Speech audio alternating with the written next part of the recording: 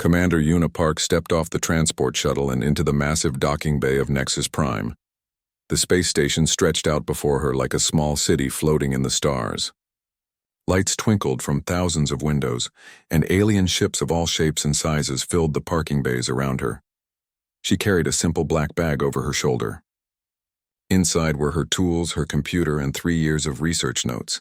Everything she needed to represent Earth at the most important engineering competition in the galaxy.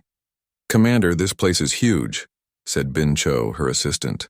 He was young and nervous, constantly adjusting his glasses as he stared at the alien architecture around them. The walls curved in impossible ways and the ceiling disappeared into misty darkness above. "Stay close," Una told him, "and remember what we practiced.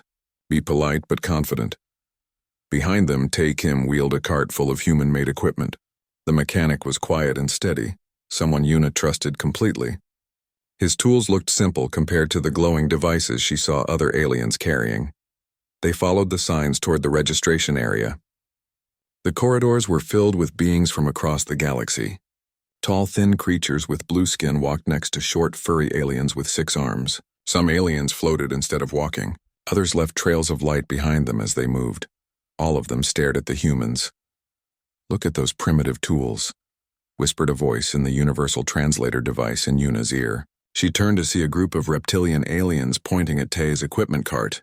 Their scales were dark green and their eyes were bright yellow. "I heard humans barely know how to build proper starship," said another alien. This one looked like it was made of pure energy, glowing soft white in a roughly human shape. Una kept walking. She had expected this reaction. Earth was new to the galactic community. Most aliens thought humans were too young and stupid to compete with species that had been building technology for thousands of years. The registration hall was enormous. Hundreds of aliens stood in lines at different desks. Giant screens on the walls showed pictures of past competitions. Una saw incredible machines and impossible buildings created by alien engineers. She found the right desk and waited in line. In front of her stood a massive alien that looked like a walking tree. Its branches moved like arms and its voice sounded like wind through leaves. "Next," called the desk clerk. It was another energy being, but this one was blue instead of white.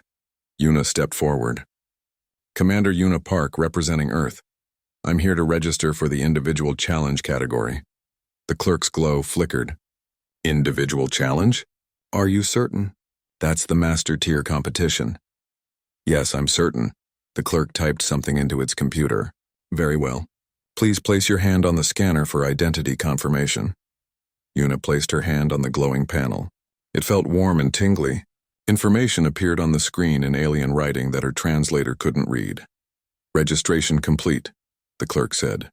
"You'll compete in Workshop Bay 47. Here is your equipment allowance card and schedule." As Una took the items, a commotion started behind her. 3 tall aliens approached the desk area. They wore flowing robes that seemed to be made of liquid starlight. Their skin was pale and smooth like polished stone, and their eyes were silver. The entire registration hall grew quiet. Other aliens bowed their heads or stepped aside to make room. "The Altarian princes," Bin whispered to Una. "The ones hosting this competition." The 3 princes moved with perfect grace. The one in the center was slightly taller than the others. He had long white hair that floated around his shoulders like he was underwater. "Greetings, competitors," the central prince said. His voice carried easily across the huge room without seeming loud. "I am Prince Kale. These are my brothers, Prince Zeth and Prince Vor. We welcome you to the 847th Galactic Engineering Competition." All the aliens in the room listened with complete attention. Una noticed that many of them looked scared and excited at the same time. "This year's challenge will test your skills like never before," Prince Kale continued. "You must create a faster-than-light communication relay that can maintain perfect signal clarity across 3 galaxy clusters. No one has ever achieved this before." Excited whispers filled the room. Una heard aliens discussing the challenge in dozens of different languages. "The winner will receive not only the traditional prize," Prince Seth added, "but also the honor of a permanent research position within the Altarian Empire." Prince Vor's silver eyes scanned the crowd. When they fell on Una, he stopped talking. His expression changed from royal dignity to amused surprise. "Interesting," Prince Vor said loudly. "It appears we have a human competitor this year." Every alien in the hall turned to look at Yuna. She felt hundreds of eyes studying her, judging her, finding her lacking. A human? Prince Kael asked as if he couldn't believe it. In the Master Tier competition? Indeed, brother, Prince Vor replied with a smile that didn't look friendly. Perhaps she became confused during registration. The apprentice division might be more suitable for someone of her background. Laughter rippled through the crowd. Not mean laughter, but the kind people make when they see something cute and foolish. Like a child trying to do adult work. Yuna's face burned with embarrassment, but she kept her expression calm. She had expected this too. I'm exactly where I belong, she said clearly. Her voice carried well in the large space. Prince Zeth raised an eyebrow. Confident. How refreshing. He looked at his brothers. Very well, human. We shall see what Earth's finest engineer can accomplish against the greatest minds in the galaxy. The three princes glided away toward the center of the hall. Conversations resumed around Yuna, but now many of the voices sounded amused rather than curious. Commander, Bin whispered. Maybe we should consider... No, Yuna said firmly. We're here to compete and that's what we're going to do. She led her team toward the workshop levels. Behind them, she could hear aliens making bets about how quickly the human would fail. Tae Kim spoke for the first time since arriving. Commander, my grandfather used to say that the loudest voice in the room is usually the most worried. Yuna smiled. Your grandfather sounds like a wise man. As they walked through the corridors toward their assigned workshop, Yuna thought about the looks on the princes' faces. They weren't just amused by her presence. They were confident that she would fail badly and publicly. This competition wasn't just about engineering for them. It was about proving that some species were naturally superior to others. That was fine with Yuna. She had always done her best work when people expected her to fail. The workshop bay doors slid open in front of them. Inside was a space barely large enough for the three of them to work comfortably. The equipment looked old and outdated compared to what she had seen other teams receiving. Well, she said, setting down her bag, let's show them what humans can do. The first day of competition started early. Yuna woke up in her small quarters and found a message waiting on her door. It was written in formal galactic script, but her translator made the meaning clear. Equipment distribution has been delayed for Workshop Bay 47. Please wait for further instructions. She frowned. Through her small window, she could see other competitors already moving equipment and materials through the station corridors. That's strange, Bin said when she told him about the message. I saw the Drak Mori team getting their supplies 2 hours ago. They went to the supply depot anyway. The alien in charge was a short, round creature with purple fur and too many teeth. It looked nervous when it saw them. Ah, the humans, it said, not meeting Yuna's eyes. Yes, well, there seems to be a problem with your material allocation. What kind of problem? Yuna asked. The quantum crystals assigned to your team are unstable, very unstable. The safety committee thinks it might be better if you use different materials. The alien led them to a storage area filled with metal crates. Most of the crates had bright blue labels indicating high-grade materials. The crates marked for the human team had yellow warning labels. These crystals are old, Tae said, examining one of the containers. The quantum field generators look like they're from 50 years ago. I'm sorry, the supply clerk said, though it didn't sound sorry at all. This is all we have available for your team. As they loaded their materials onto a transport cart, Yuna noticed Prince Zeth watching from across the depot. When their eyes met, he smiled and nodded politely before turning away. Back in their workshop, the team spread out the materials they had been given. Everything looked worn and outdated. The quantum crystals flickered weakly instead of glowing steadily. The metal components were scratched and dented. Commander, Bin said quietly, I don't think this is an accident. No, Yuna agreed. It's not. She picked up one of the unstable quantum crystals and held it up to the light. Most engineers would see junk. But Yuna had spent 3 years studying quantum mechanics in ways that other species hadn't considered. Where others saw chaos, she saw patterns. Actually, she said, this might work better than they think. The next few days proved even more challenging. When Yuna's team tried to access the main fabrication lab, they found it full. The Luminary energy beings had somehow reserved all the high-precision tools for the entire week. So sorry, the lab coordinator said. Perhaps you could try the basic fabrication area in sub-level 5? Sublevel 5 turned out to be a cramped space with tools that belonged in a museum. The 3D printers were slow and imprecise. The welding equipment left rough, ugly joints. "This is insulting," Bin muttered as he tried to calibrate a machine that kept giving error messages. But Yuna seemed oddly happy with the primitive equipment. She spent hours examining each tool, learning its quirks and limitations. She made detailed notes about how the old machines behaved differently from modern ones. "Commander," Tay said, "what are you planning? These tools can't possibly create the precision components we need." "Who says we need precision components?" Yuna replied. The isolation got worse as the week continued. In the dining hall, aliens who had been polite on the first day now turned away when the humans approached. Tables that had empty seats suddenly became full when Yuna's team tried to sit down. The Drakmori engineers, who had seemed friendly during registration, now refused to share their fusion welding technology. "Sorry," their team leader said, his yellow eyes avoiding contact. Drakmori law forbids sharing military-grade equipment with unproven species. The Nexari Collective was even more direct. When Bin asked to borrow a quantum field analyzer, the group of insect-like aliens simply walked away without responding. "It's like they're all trying to make us fail," Bin said during their dinner of pre-packaged human rations. The station's dining hall served exotic alien foods, but none of it was safe for human consumption. "They are," Yuna said calmly. "The question is why?" She had been thinking about this problem. The Altarian princes weren't just hosting a competition.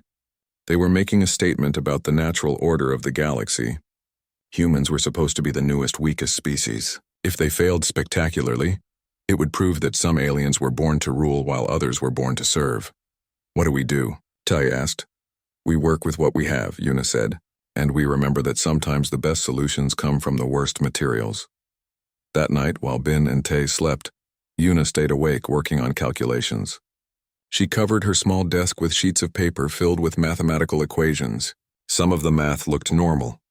Other parts used symbols and concepts that weren't taught in any galactic university. The breakthrough had happened 2 years ago, during Earth's isolation period. While other species had focused on building bigger and more powerful communication systems, human scientists had taken a different approach. They had started asking different questions. Instead of "how do we push signals farther?" they asked "what if distance doesn't matter?" Instead of "how do we amplify our transmissions?" they asked "what if we don't need to transmit anything at all?" The answers had led to discoveries that most alien species couldn't understand because they thought too logically, too linearly. Human minds were messier, more intuitive.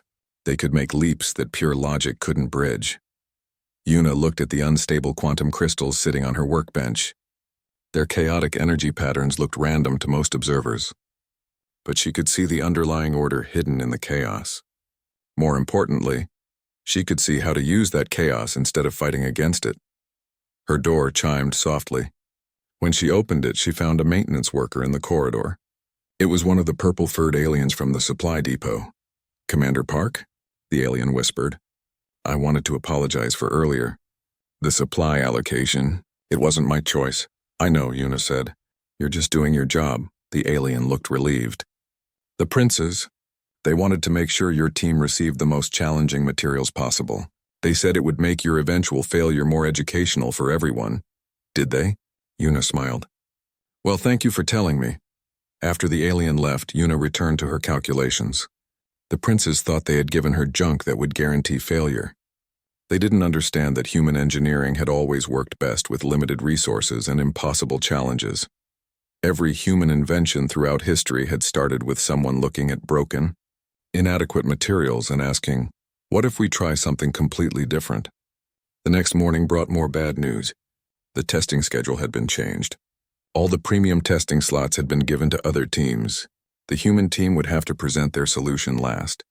After everyone else had used up most of the station's power reserves. "They're trying to exhaust our power supply before we can even test our device," Bin said angrily. "Probably," Yuna agreed. "Good thing our device won't need much power." "It won't?" Tay asked. "Trust me," Yuna said. She spent the morning in the workshop, assembling what looked like a child's puzzle made from quantum crystals and metal rings. The components were small enough to fit in a briefcase. Compared to the massive installations she could see other teams building, it looked like a toy. Prince Vor visited their workshop that afternoon. He examined Yuna's device with obvious amusement. "This is your solution?" he asked. "It's so small." "Size isn't everything," Yuna replied. "Of course not," the prince said with a condescending smile. "But surely you understand that a device of this scale cannot possibly generate the quantum field density required for transgalactic communication?" "You're absolutely right," Yuna said. "It can't." Prince Vor looked confused for a moment, then laughed. "Well, at least you're honest about your limitations. I'm sure you've learned valuable lessons from this experience." After the prince left, Bin stared at Yuna in confusion. "Commander, why did you tell him our device can't work?" "Because it can't," Yuna said calmly. "Not the way he thinks it should work." She turned back to her device and made another small adjustment to one of the quantum crystals. The change was so tiny that it was barely visible, but it made all the difference in the world. The princes think engineering is about building bigger, stronger, more powerful machines, she explained. They're going to learn that sometimes the best solution is the one that makes the problem disappear completely. By the fourth day of competition, the workshop levels of Nexus Prime buzzed with activity. Massive construction projects filled the larger bays. The Drac Mori team had built something that looked like a metal mountain, covered in glowing tubes and spinning disks. Steam and strange lights poured from its surface. The luminary energy beings had created a structure made of pure light that hurt to look at directly. It floated 3 feet off the ground and hummed with so much power that it made nearby electronics malfunction. The Nexari collective worked on what appeared to be a living machine. Organic tubes grew like vines between crystalline structures, and the whole thing pulsed like a giant heart. In Workshop Bay 47, Yuna's device looked like a metal briefcase with some crystals glued to the top. "Commander," Bin said nervously, "are you sure about this? Everyone else's projects look so impressive." Yuna was sitting cross-legged on the floor, making tiny adjustments to one of her quantum crystals with a tool that looked like a pencil. "Impressive isn't always better," she said. She held up the crystal and examined it in the light.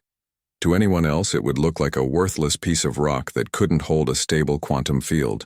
But Yuna saw something different. She saw potential. "Bin, what did they teach you about quantum entanglement in engineering school?" she asked. "That entangled particles stay connected across any distance," Bin replied. "When you change one particle, the other changes instantly, no matter how far apart they are." "Right. And what did they say about building communication systems with entangled particles?"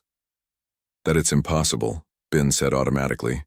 "You can't control what information gets transmitted. The quantum states are random." Yuna smiled. "That's what everyone believes. But what if randomness isn't the problem? What if it's the solution?" Before Bin could ask what she meant, alarms started blaring throughout the workshop level. Emergency lights flashed red, and a voice announced over the station's communication system. "Attention all competitors. Due to a power regulation failure in Workshop Bay 23, all testing has been suspended until further notice." Through their small window, they could see smoke pouring from the luminary workshop.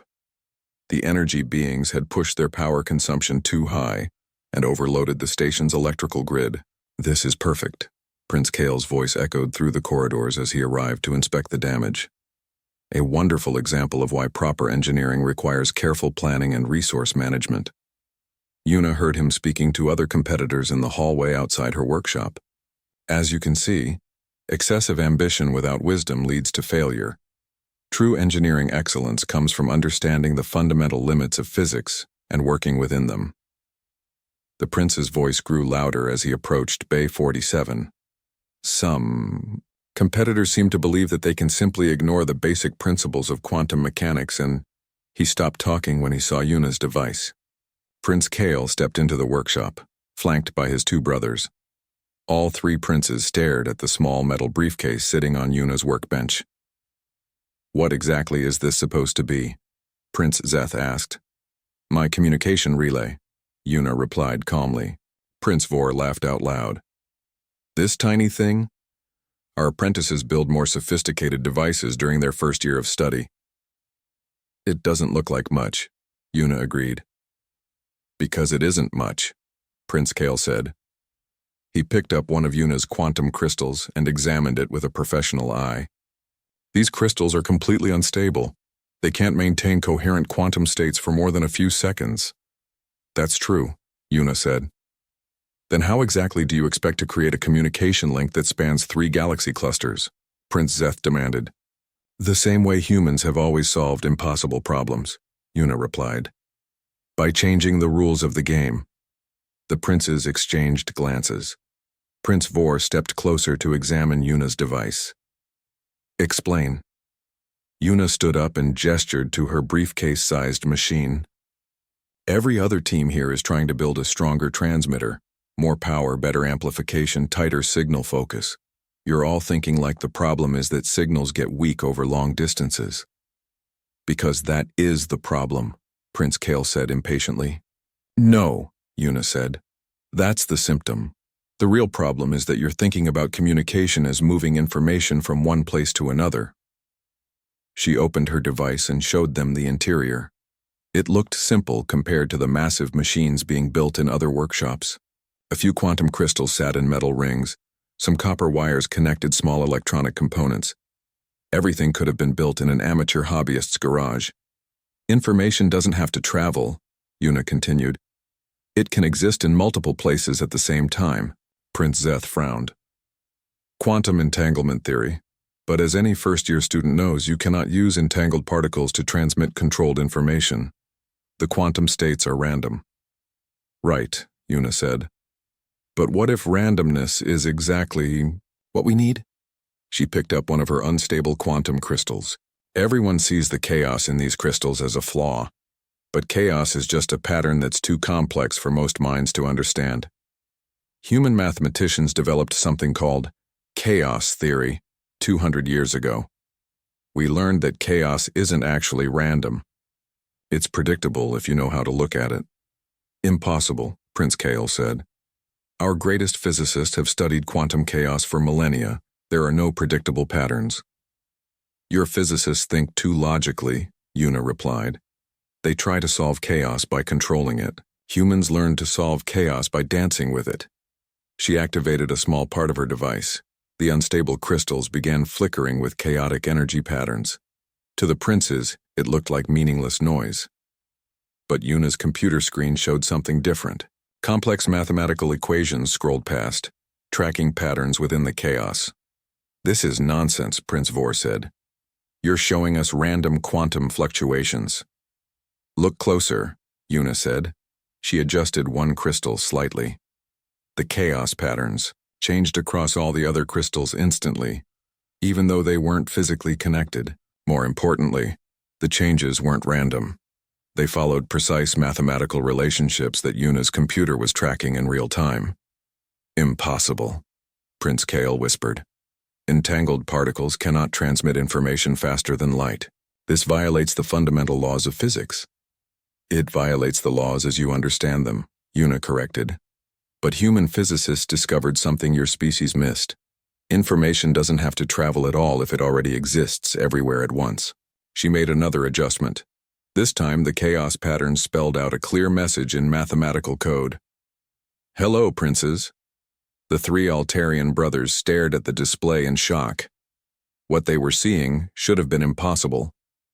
The crystals were creating organized information out of pure quantum chaos, and they were doing it instantly across what should have been impossible distances. How? Prince Zeth demanded.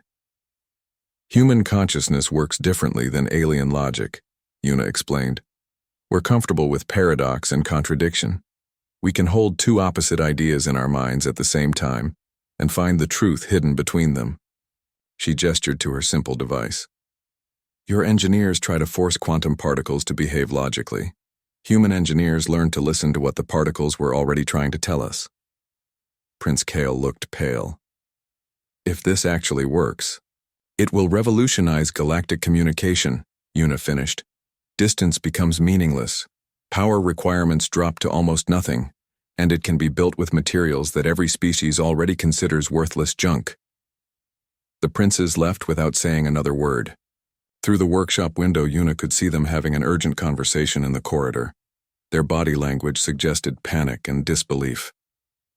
Commander, Bin said quietly. Did we really just change everything? Yuna said. Maybe. We'll find out tomorrow during the testing. Tay had been silent during the entire exchange with the princes. Now he spoke up. Commander, how long have you known this would work? I've been 90% sure for about a year, Yuna replied. But I needed to test it under real conditions to be certain. And the other 10%? Bin asked. Yuna smiled as she made final adjustments to her device. The other 10% is why we're human. Sometimes you have to take a leap of faith and trust that the universe wants to make sense, even when logic says it's impossible. Outside their workshop, word was spreading quickly through the competition. Other teams sent representatives to peek through their window. Yuna could hear worried conversations in a dozen alien languages. The human team that everyone had dismissed as a joke might have just made the greatest breakthrough in galactic history, and they had done it with spare parts and outdated tools that the Altarian princes had given them as a deliberate insult. Testing day arrived with the nervous energy of a thunderstorm about to break. The main demonstration hall was packed with aliens from across the galaxy. Scientists, diplomats, and curious observers filled every seat. Giant screens showed camera feeds from all the workshop bays where the competing devices waited. Yuna stood with her team near the back of the hall, holding her small briefcase device.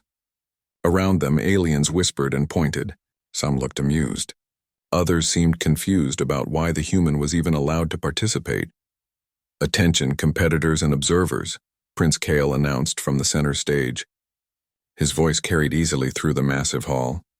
Today we will witness the greatest engineering minds in the galaxy attempt to solve a problem that has challenged us for centuries. The three princes stood behind a control panel connected to the most advanced testing equipment Yuna had ever seen. Screens and displays covered the walls, ready to measure quantum field strength, signal clarity, and transmission distance with perfect accuracy. Each device will be tested in order of completion, Prince Zeth explained. The goal is to maintain clear communication across 3 full galaxy clusters. The current record stands at 2.1 clusters before signal degradation becomes unacceptable. Prince Vor gestured to the first testing platform. We begin with the Drakmori Engineering Collective. The reptilian aliens wheeled their massive device into position. It looked like a small building made of metal and glowing tubes. Steam hissed from cooling vents and the air around it shimmered with heat distortion. Impressive construction, Prince Kale noted approvingly. Fusion-powered quantum amplifiers, crystalline waveguides, and traditional hyperspace tunneling technology. A textbook example of proper engineering principles. The Drakmori team leader, a tall reptile with golden scales, activated their device. The machine roared to life with a sound like a rocket engine. Energy readings on the wall displays climbed rapidly as the device began transmitting. Excellent signal strength, Prince Zeth announced. Testing transmission range now. The displays showed the signal traveling outward from Nexus Prime. 1 galaxy cluster, 2 galaxy clusters, 2.3 clusters. And then the signal began to weaken and break apart. Final range, 2.3 galaxy clusters, Prince Kale announced. A new record. Congratulations to the Drakmori team. Polite applause filled the hall. The reptilian engineers looked pleased but not surprised. They had built exactly what their calculations predicted. Next came the Luminari energy beings. Their device was beautiful to watch, a sculpture made of pure light that floated above the testing platform. When they activated it, rainbow colors danced through the air and the entire hall hummed with power. Fascinating approach, Prince Vor observed, using directed photonic streams instead of traditional matter-based transmission systems. The Luminari device performed even better than the Drakmori machine. Their signal reached 2.7 galaxy clusters before degrading beyond usefulness. Another impressive showing, Prince Kale said. It seems this year's competition will be remembered for its exceptional achievements. The Nexari Collective presented next. Their organic machine looked like it was alive, with tubes that pulsed like blood vessels and surfaces that breathed like skin. When activated, it sang with harmonic frequencies that made the air itself vibrate. Biological quantum processing, Prince Zeth noted with interest, using living matter to maintain quantum coherence over vast distances. Highly innovative. The Nexari device reached 2.9 galaxy clusters, the best performance yet. The insect-like aliens clicked their mandibles in satisfaction while other competitors looked worried. Nearly 3 full clusters, Prince Vor announced. An outstanding achievement that may prove difficult to surpass. 5 more teams presented their devices. None matched the Nexari performance. The best managed 2.4 clusters. The worst barely reached 1.8 clusters before their signals dissolved into static. Finally, only one competitor remained. Last, we have the human entry, Prince Kale announced.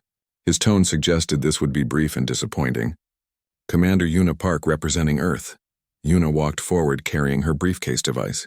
Conversations around the hall grew louder as aliens got their first close look at what the human had built. Is that really her entry? Someone asked. It's so small, another voice said.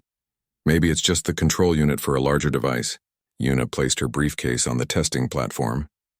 Compared to the massive machines that had been tested before, it looked like a child's toy sitting on a dining table.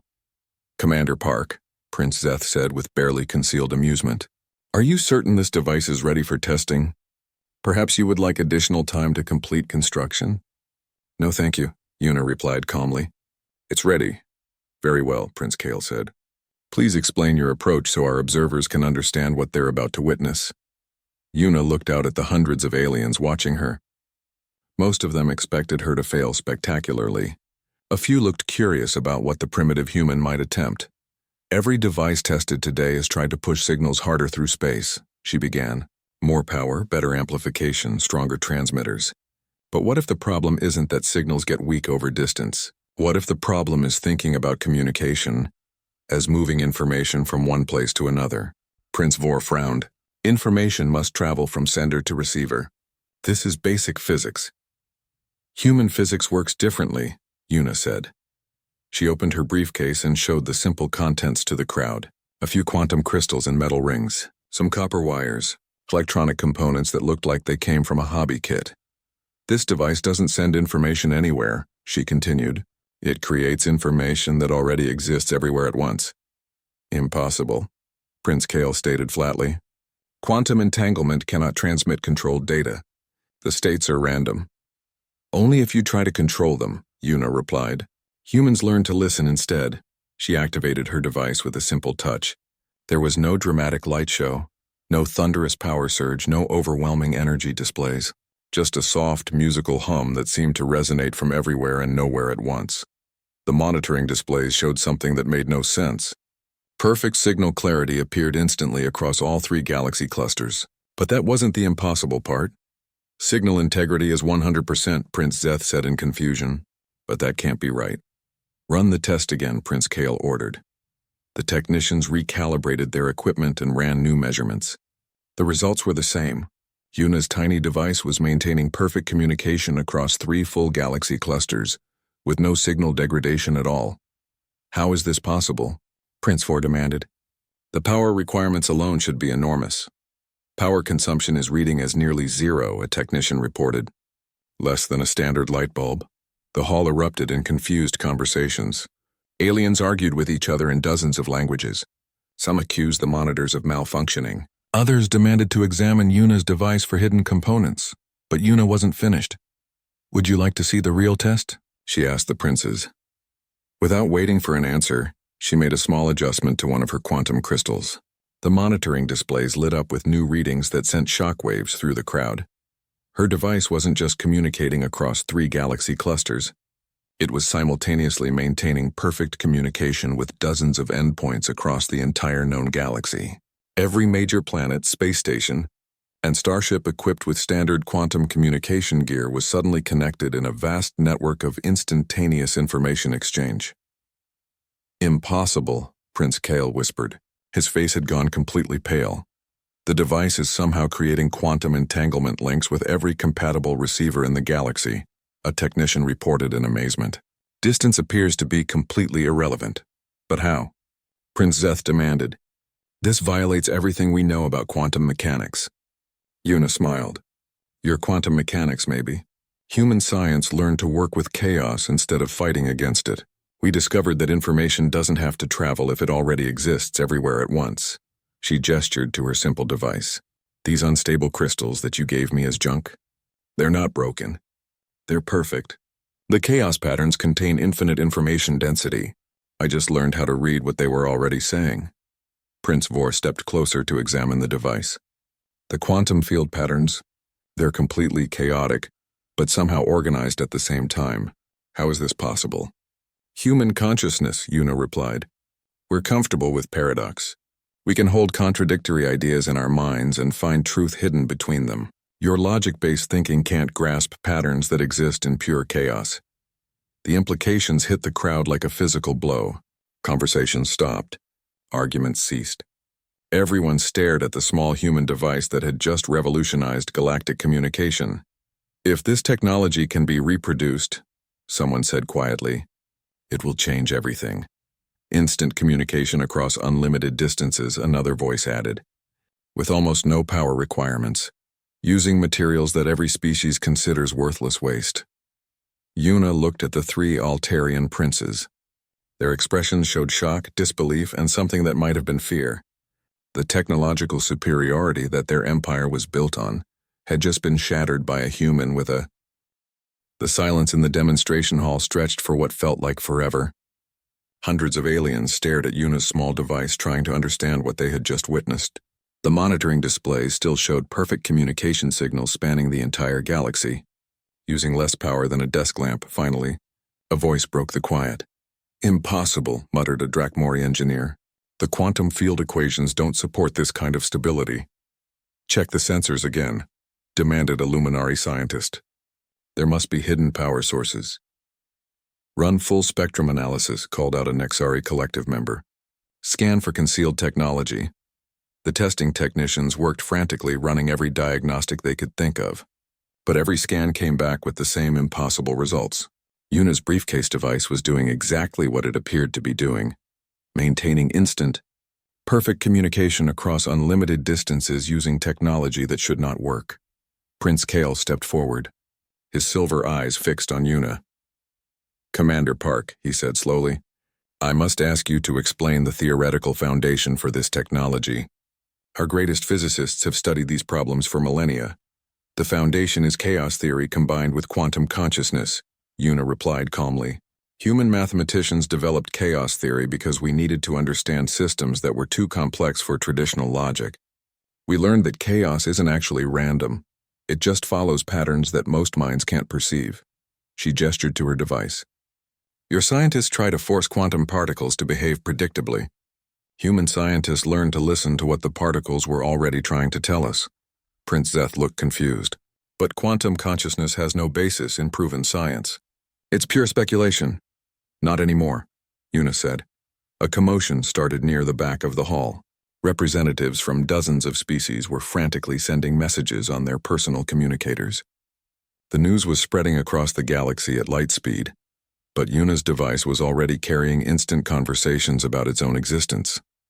Commander Park, a voice called out. It was the Drakmori team leader who had won second place just minutes earlier. Would the Earth delegation be interested in discussing technology sharing agreements? The Luminari Collective would be honored to offer you a permanent research position, another voice added. The Nexari wished to propose a joint development program. Clicked the insect-like. Aliens, more offers poured in from around the hall. Species that had ignored or mocked the humans an hour ago were now scrambling to establish partnerships. The balance of galactic power had shifted in the time it took Yuna to flip a switch. But all eyes remained focused on the three Altarian princes. Their empire had built its authority on technological superiority. For thousands of years they had been the galaxy's leading engineers and scientists. Now a human with a briefcase had made their greatest achievements look primitive. Prince Vor was the first to speak. Commander Park, he said, his voice carefully controlled. The Altarian Empire acknowledges your remarkable achievement. It's more than remarkable, Prince Zeth added quietly. It's revolutionary. Prince Kale stepped closer to examine Yuna's device one more time. May I ask, how long has Earth possessed this technology? The theoretical breakthrough happened about 2 years ago, Yuna replied. But this is the first working prototype. 2 years, Prince Kale repeated. And you developed this during Earth's isolation period with limited resources and no access to galactic scientific databases. Sometimes limitation forces innovation, Yuna said. When you can't build bigger and stronger, you have to build smarter and different. The prince nodded slowly. Indeed. He looked at his brothers, and some unspoken communication passed between them. Commander Park, Prince Kale announced in a voice that carried across the entire hall. The Altarian Empire formally requests permission to open diplomatic negotiations with Earth for a full alliance treaty. Gasps echoed through the crowd. The Altarian Empire had never offered full alliance status to any species. They maintained their superiority by keeping other civilizations as junior partners or client states. Furthermore, Prince Zeth continued, we would like to invite Earth to join the Galactic Science Council as a founding member of our new cooperative research initiative. And, Prince Vor added, we wish to offer Commander Park the position of Chief Innovation Officer for the Empire, with full authority to establish humanity's first galactic research facility. The hall erupted in excited conversations. Other species began making competing offers. The humans had gone from being dismissed as primitives to becoming the most sought-after partners in the galaxy. Yuna listened to the chaos with a calm expression. She had expected this reaction, but seeing it happen was still overwhelming. I appreciate all these generous offers, she said, raising her voice to be heard over the crowd, but I think there's something more important we should discuss. The hall grew quiet again. This technology doesn't belong to any one species, Yuna continued. The breakthrough came from human intuition, but it's built on principles that any species can learn to understand. The materials are available everywhere. The mathematics can be taught. Prince Kale looked shocked. You're suggesting open source development? I'm suggesting cooperation instead of competition, Yuna replied. Humans learned these techniques because we were isolated and had to think differently. But imagine what we could discover if all our species worked together, sharing our different ways of thinking. She gestured to her device. This technology could connect every planet in the galaxy with instant free communication. It could make knowledge available to everyone regardless of their species or location, but only if we choose to share it instead of hoarding it. The implications rippled through the crowd. Instant galactic communication would eliminate the advantages that came from controlling information. It would make true cooperation possible for the first time in galactic history. The human speaks wisdom, said the Drakmori team leader. Competition has driven innovation, but cooperation could drive transformation. The Luminari Collective agrees, added their representative. Shared knowledge creates exponential growth. The Nexari see the logic in unity over division, clicked their spokesperson. One by one, species representatives voiced their support for Yuna's vision. The idea of true galactic cooperation was spreading as fast as news of her technological breakthrough. Prince Kyle looked at his brothers again. The Altarian Empire faced a choice. Try to maintain their technological dominance through secrecy and control, or embrace a future where their leadership came from wisdom and cooperation instead of superior weapons. The Altarian Empire, Prince Kale announced finally, accepts Earth's proposal for cooperative development. We pledge to share our knowledge freely and to work together toward common goals. The hall erupted in applause. Species that had been rivals for centuries were suddenly talking about joint research projects and shared facilities. Yuna closed her briefcase and picked it up. The device that had changed galactic history looked like simple luggage in her hands. Commander, Bin whispered to her as they prepared to leave the demonstration hall. What happens now? Now we go home and start building the future, Yuna replied. Together. As they walked through the corridors of Nexus Prime, aliens they had never met stopped to shake their hands or bow respectfully. Species representatives pressed contact information into their palms, eager to establish communication with Earth. But Yuna was already thinking ahead. The real work was just beginning. Teaching chaos theory to logical alien minds would be challenging. Building the infrastructure for galactic cooperation would take decades, and there would always be those who preferred competition to collaboration. Still, for the first time since humanity had reached the stars, the future looked bright. Not because humans had proven themselves superior to other species, but because they had proven that different ways of thinking could solve problems that seemed impossible. The girl who had been mocked for her primitive tools had given the galaxy something more valuable than any technology. Hope that their differences could be strengths instead of divisions. As their transport shuttle prepared to leave Nexus Prime, Yuna looked back at the space station where everything had changed. Tomorrow, representatives from dozens of species would begin working together on projects that had seemed impossible a week ago. The galaxy was about to discover what humans had always known. The best solutions often come from the most unexpected places, and the greatest achievements happen when people stop trying to prove who's best and start working together to make everyone better. Prince Kale's final words echoed in her mind as Earth grew larger in their view screen. Commander Park, you have not just won a competition. You have shown us a new way to think about what is possible. The future, Yuna realized, was going to be very interesting indeed.